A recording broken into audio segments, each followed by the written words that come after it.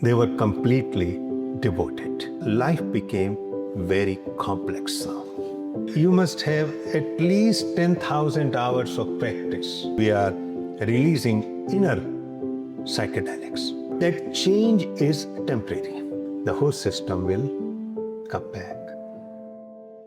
Dr. Jivasu, is it possible for one to become enlightened or liberated by practicing yoga maybe once or twice a week, or maybe once every day, or maybe meditate once every day? It is not. Totally not. Because when yoga emerged in India, the practitioners of it, they were completely devoted, 24 hours.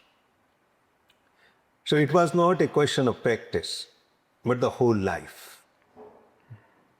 So they stayed in gurukuls, where a guru was there. They lived there, their food was cooked. They studied there. So it was a total immersion. And that was possible in those days. So although the tradition of yoga came to the modern time, but we could only practice a little piece of it.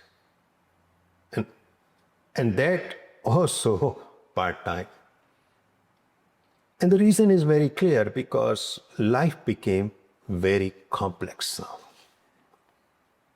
And an average person in those days used to do fewer things. And they were not connected globally.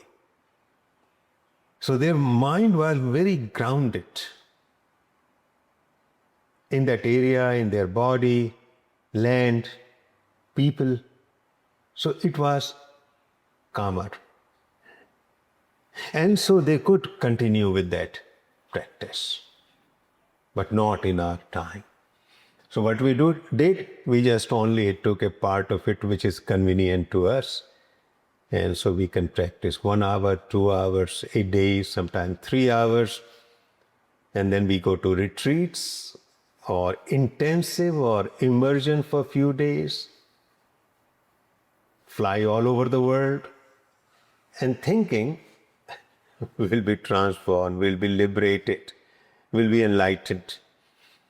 And I've seen that plenty, because I taught international students in India, and they were flying from all over.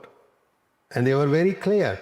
But the only problem was that they couldn't do, because once they went to their country, they were busy in their jobs, with their family, challenges of life. So again, to emphasize, no, we cannot become enlightened if we are only practice an hour, 2, or even 3 hours. And actually, somebody said about it, that you must have at least 10,000 hours of practice in order to create a very secure base in any discipline.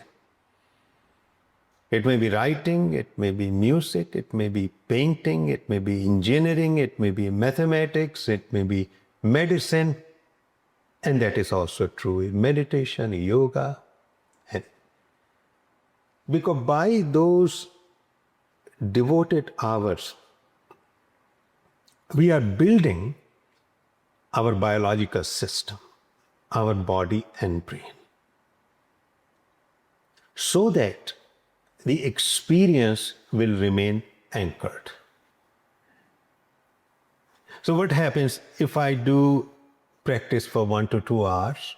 There will be change. We will experience, of course, like in our sessions also, people experience peace, sense of well-being, sense of happiness, sense of silence.